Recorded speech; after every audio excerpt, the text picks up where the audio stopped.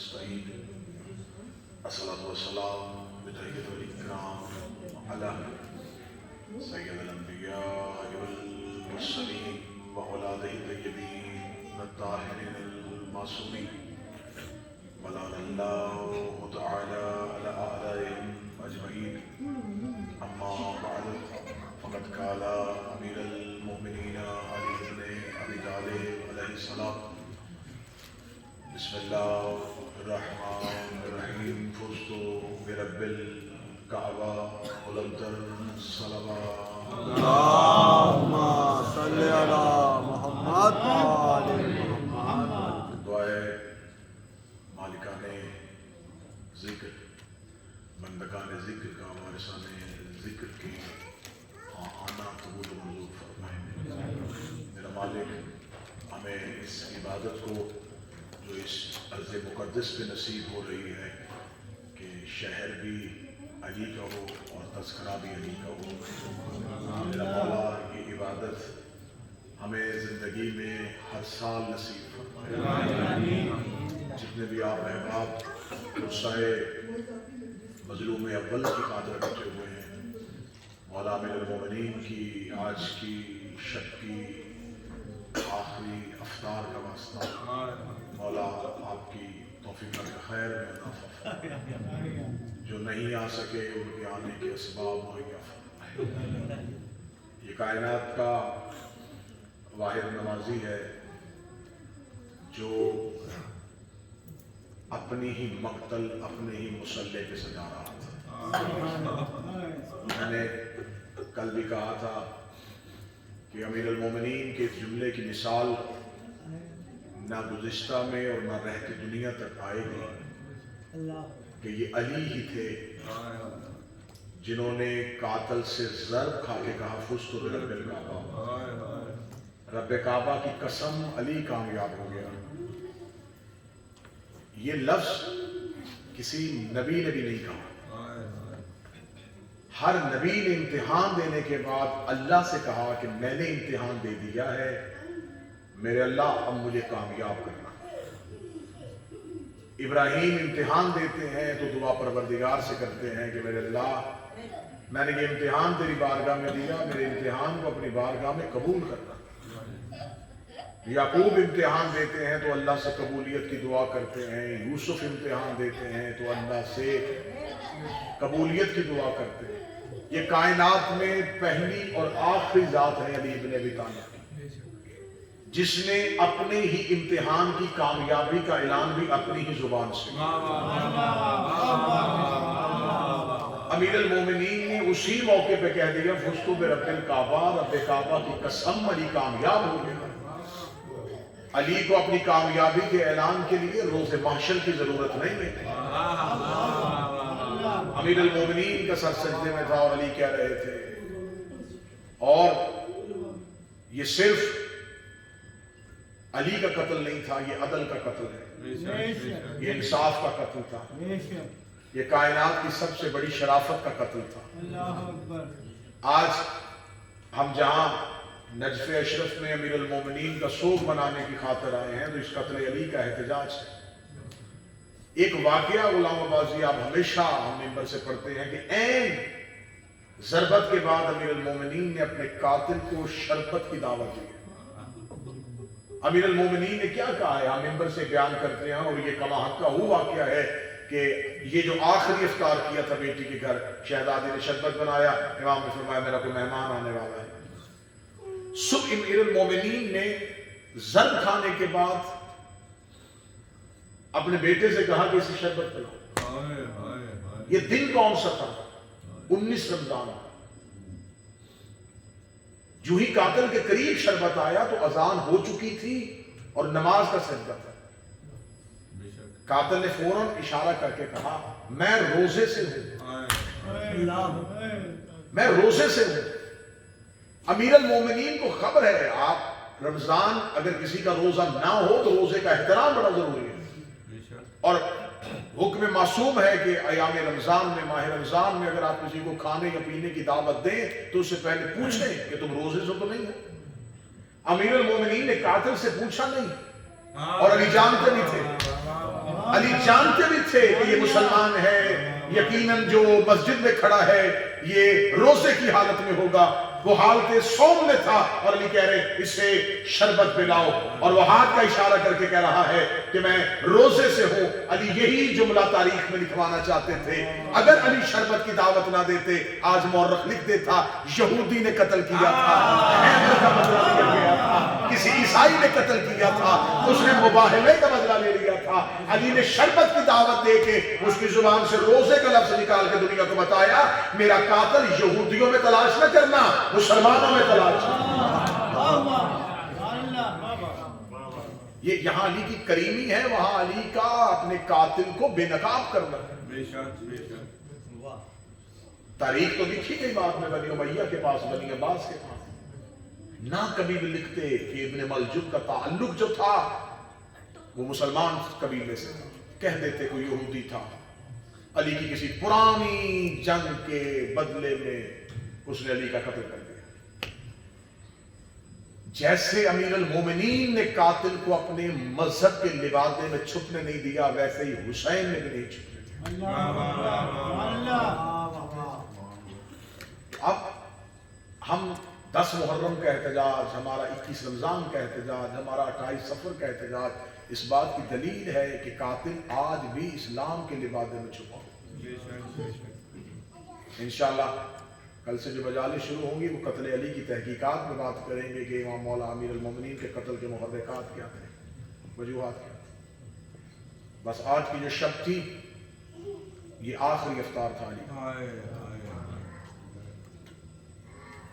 اور امیر المومنین نے اپنی اولاد میں سے اس بیٹی کا انتخاب کیا جس کے گھر علی کم جاتے تھے۔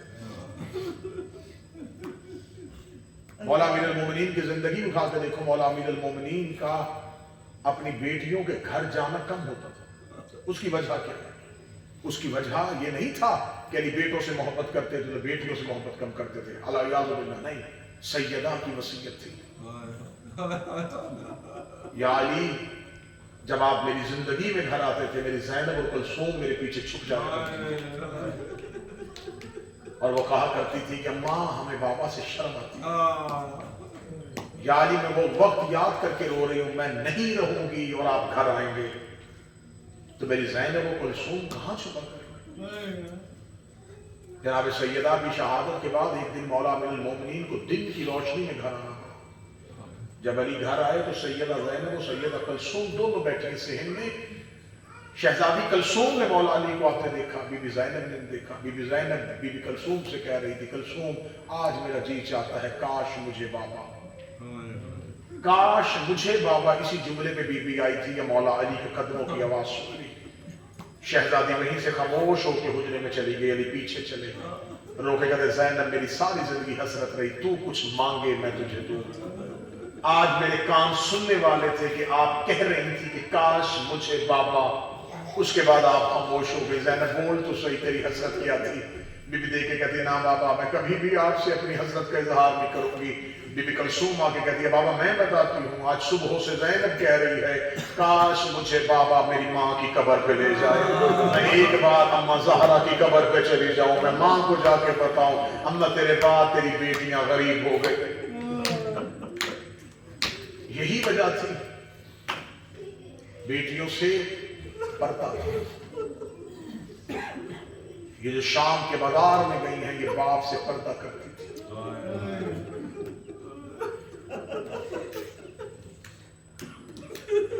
سیدہ بابا سے پردہ کرتی تھی، بی بی کلثوم بابا سے پردہ کرتی تھی۔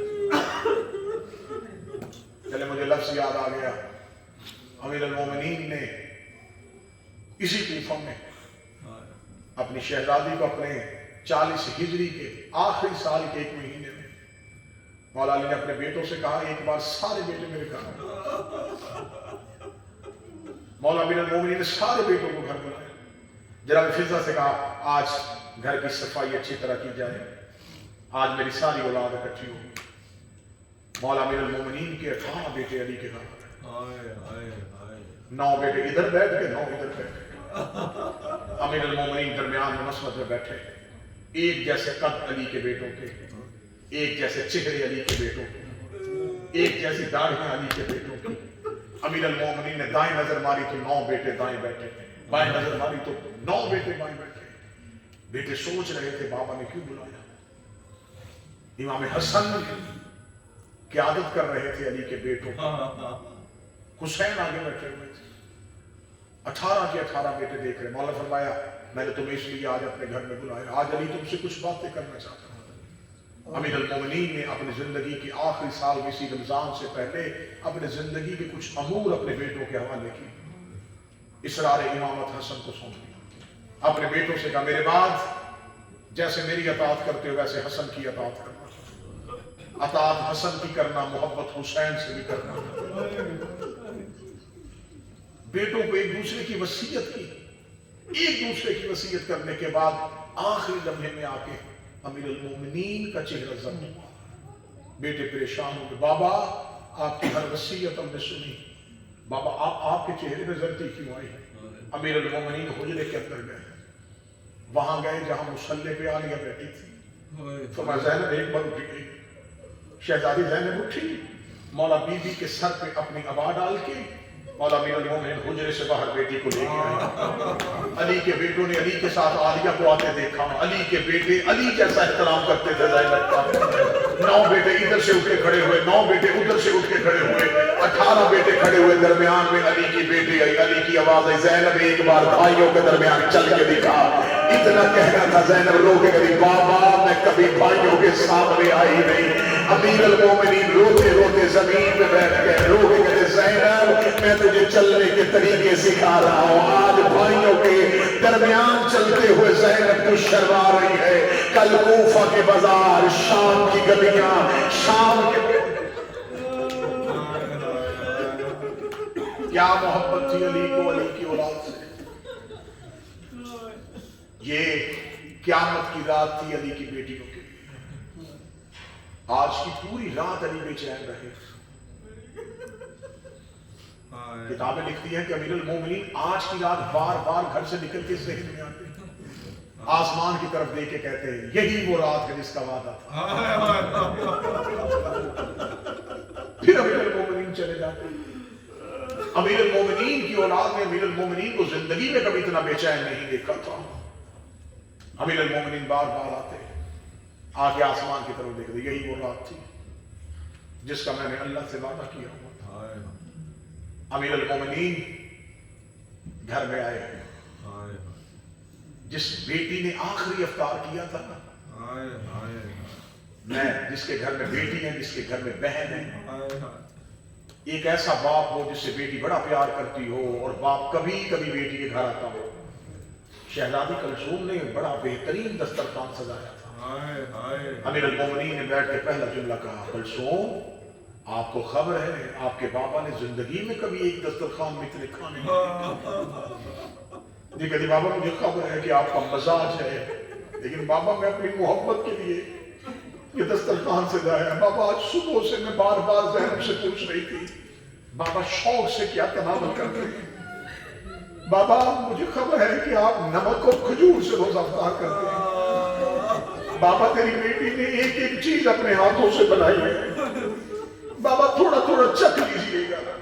अमीर अल-मोमिनीन ने नमक को चखा, खजूर को चखा और खाने के बाद अली की आवाज आई, मेरे अल्लाह गवाह रहना अली ने सारी जिंदगी तेरे रिस्क का भी हिसाब रखा है।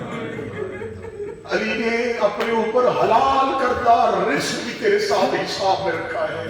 इतना जुमला कहा, बेटी फिर घबराई, बाबा आज आपके लहजे में ये बातें क्यों है? बाबा आज आपका लहजा ऐसा क्यों है? अमीर अल-मोमिनीन की आवाज आई, सो अपनी मर्जी से कोई एक ऐसी चीज मुझे दे जो तूने बड़े प्यार से बनाई हो। रो के कह दिया, बाबा मुझे पता है आप तो गर्मियों के रोजे बड़े अच्छे लगते हैं, आपको सर्दियों की नमाज़े शब बड़ी अच्छी लगती है। बाबा गर्मियों के रोजे थे, मैंने मोहब्बत से एक शरबत बनाया है। अमीर अल-मोमिनीन की आवाज है, कलसूम संभाल कोई मेहमान आ जाएगा, कोई मेहमान आ जाएगा। सादात और गैर सादात, बस अमीर अल-मोमिनीन ने ये आखिरी रात बेचैनी से जैसे कोई मुहिब महबूब से मिलने के लिए तड़पता है। अली कभी हुजरे में जाते, कभी बाहर आते, कभी हुजरे में जाते, कभी बाहर आते। آخری لمحے میں جب امیر المومنین گھر سے نکلے ہیں تو یہ کتابوں نے متفق کا طور پر جملہ لکھا کہ گھر کی پلی ہوئی بطخوں نے علی کے دامن میں اپنے منہ ڈالے. کہاں سے لے کے آئے گی دنیا علی جیسا امام؟ موت چند قدم کے فاصلے پہ مسلح پہ ہے اور امیر المومنین گھر کی پلی ہوئی بطخوں کے لیے امام حسن کو بولا حسن یہ میں نے اپنی محبت میں رکھی ہو سکتا ہے یہ اداس ہو جائے اگر میرے بعد ان کے آب و دانہ کا خیال نہ رکھ سکو انہیں آزاد کر دے یہ اللہ کی زمین پہ اپنا رزق تلاش کر لیں گی.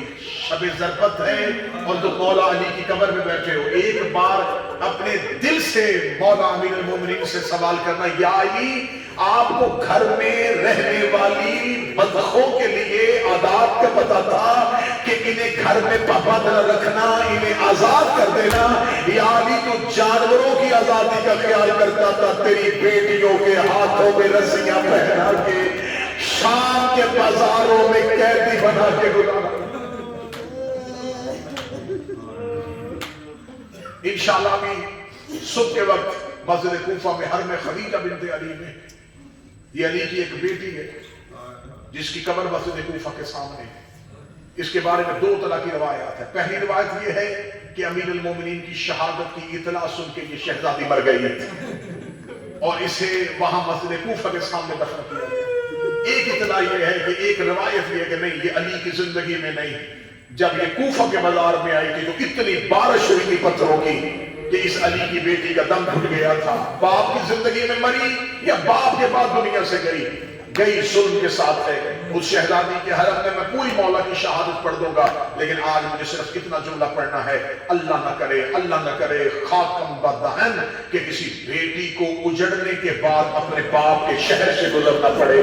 یہی کوفہ تھا جہاں سے علی کی بیٹی گزری تھی. یہ جہاں آج نجف ہے اس لمحے میں یہ کوفہ تھا.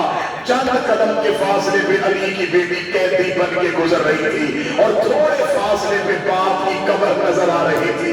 جیسے جیسے علی کی قبر قریب آتی گئی زینب کی چیخیں بلند ہوتی گئی رو رو کے کہتی گئی بابا تیری زینب تیرے شہر سے گزر رہی ہے. بابا تیری زینب مدینہ سے چلی تھی تو بدول تھی مکہ میں آئی تو جانشین رسول بن گئی. میں 8 دن حسن بنی رہی میں شام غریبہ کی رات عباس بن گئی. بابا تیری زینب تیرے شہر کے قریب سے گزر رہی ہے. چیخیں مارتی ہوئی علی کی بیٹی اسی کوفہ کے قریب سے گزری ہے. اسی کوفہ میں ایک عورت اپنے مکان کی چھت پہ بیٹھی ہوئی تھی. اس کی گود میں پتھر تھے. اس کو یہ خبر ملی تھی کہ کوئی باغی ہے اور اس کے خانوادے کو گزارا جا رہا ہے. اس نے ہاتھ میں پتھر لیا اس نے نشانہ لگانے کا ارادہ کیا. اس کا ہاتھ کانپا اس نے پتھر وہیں پہ پھینکا. اپنی کنیز سے کبھی بکواس کرتے ہیں کہ باغی ہے. یہ کوئی باغی نہیں یہ کسی شریف کا گلستان گزر گیا ہے. کنیز نے کہا تو نے کیسے پہچانا؟ کہتے وہ سامنے نیزے پہ 6 ماہ کا سر دے مجھے بتا کیا یہ 6 مہینے کا بھی باغی ہو سکتا ہے؟ وہ سامنے 18 سال کے جوان کا چہرہ دے جس کا چہرہ محمد جیسا ہے جس کے رخسار محمد جیسے ہیں. یہ کوئی باغی نہیں ہے یہ کسی کا شریف کا گھر گزر گیا ہے. اتنا جملہ کہنا تھا. اتنا جملہ کہنے کے بعد اس نے بازار میں چھپ کے دیکھا. اس نے دیکھا کہ اونٹوں پہ کچھ بیویاں ہیں جنہوں نے اپنے چہرے اپنے بالوں سے چھپائے ہوئے ہیں جنہوں نے اپنے ہاتھ گردن کے پیچھے رسیوں میں بندھے ہوئے ہیں. انہی اونٹوں کی ایک رسی ایک ایسے مظلوم مہاری کی قبر کے ساتھ ہے جس کا سر جھکا ہوا ہے جس کی قبر خمیدہ ہے. وہ عورت اپنی کنیز سے کہنے لگی جلدی بازار میں جا اس قیدی سے پوچھ تو کون ہے اور یہ تیرے کیا لگتے ہیں. اتنا کہنا تھا کہ اس کی کنیز بازار میں آئی. بازار میں ڈرتی ڈرتی سید الساجدین کے قریب گئی پھر رو کے کہتی ہے قیدی میں بازار میں آنا نہیں چاہتی تھی لیکن چھت پہ میری مالکن کھڑی ہے. وہ پوچھ رہی ہے تو کون ہے اور یہ تیرے کیا لگتے ہیں. تو کون ہے اور یہ تیرے کیا لگتے ہیں. مولا سجاد نے مدت کے بعد اپنی کمر کو سیدھا کیا. سجاد نے لہو سے بھرے ہوئے بالوں کو ہٹایا. اب آپ دیکھ رہے اپنی مالکن سے کہ میرا پوچھنا تو نیچے بازار میں آ. جب کہا میرا پوچھ پوچھنا تو نیچے بازار میں آ، وہ کنیز دیکھ رہی، وہ کبھی بازار میں نہیں آئے گی، وہ علی کی بیٹی کی کنیز ہے، وہ زینب و کلثوم کی کنیز ہے۔ اتنا کہہ کے کنیز گھر کے اندر آئی، آگے کہتی مالکن نہ دیکھ تماشا، تو قیدی کہہ رہا ہے کہ اسے بازار میں آنا پڑے گا، لیکن اگر گزر گیا یہ قیدی میرا جگر پھٹ جائے گا، اس نے اپنے سر میں برقع لیا، یہ کوفہ کے بازار میں آئی، سید الساجدین کی زنجیریں ہلائی، ہلا کے کہنے لگی قیدی کبھی بازار میں نہ آتی، بلایا تو نے آ میں گئی ہو، اب مجھے زیادہ دیر بازار میں کھڑا نہ رکھنا، یہ ماحول میرے کھڑے ہونے کے لائق نہیں ہے، مجھے جلدی بتا تو کون ہے اور یہ سر تیرے کیا لگتے ہیں۔ مولا سجاد نے اپنے سر کو ہٹایا، لوگ کہتے میرا پتہ بعد میں پوچھنا، پہلے تو بتا تو میرے چچا مال کے اشتر کی بیٹی حمیدہ تو نہیں ہے، تو کہتے میرے چچا مال کے اشتر کی بیٹی تو نہیں ہے، مال کے اشتر کی بیٹی کا نام آنا تھا، اس نے لوگ کہتے میرے باپ کو چچا کہنے والا تو کوئی حسین کا سجاد ہے، آواز ہی پہچان میں حسین کا سجاد ہوں، سجاد کا نام آنا تھا، لوگ کہتے ہیں اگر تو سجاد ہے پھر مجھے بتا فوٹ میں کون رہتی ہے، آواز ہی نظریں نیچی کر لے، میری ماں زینب ساتھ آئی ہے، لوگ کہتے میں نہیں مانتی علی کی بیٹی بغیر رہا کے آ جائے، مال کی اشتر کی بیٹی غیرت مند باپ کی بیٹی تھی، یہ اپنے گھر کے اندر دوڑی ہوئی آئی، جہاں قرآن پڑھا تھا قرآن کے سامنے ہاتھ جوڑے، لوگ کہتے تیرے اندر اہل بیت کا قصیدہ ہے، مجھے گواہی دے کے بتا میرے دروازے پہ کا زینب کھڑی ہے، اتنا چوڑا کہنا تھا قرآن نے رحل سے پرواز کیا، بازار میں آ کے زینب کے سر کا طواف کیا، قرآن سے آواز آئی انما یرید اللہ اس نے قرآن کی گواہی کو دیکھا، یہ بازار میں آئی علی کی بیٹی کے سامنے ہاتھ جوڑے، روح کہتی اگر تو زینب ہے مجھے بتا عباس کہاں گیا، وہ جسے انگلی پکڑ کے چلنا سکھایا تھا، وہ تیرا غیرت مند بھائی کہاں گیا، آواز آئی حمیدہ تانے نہ دے، وہ جو گھوڑے کی گردن میں سر ہے، جو میرا علموں والا عباس ہے، وہ جو نیزے کی نوک پہ ہے، جو میری ماں کا لال حسین، اللہ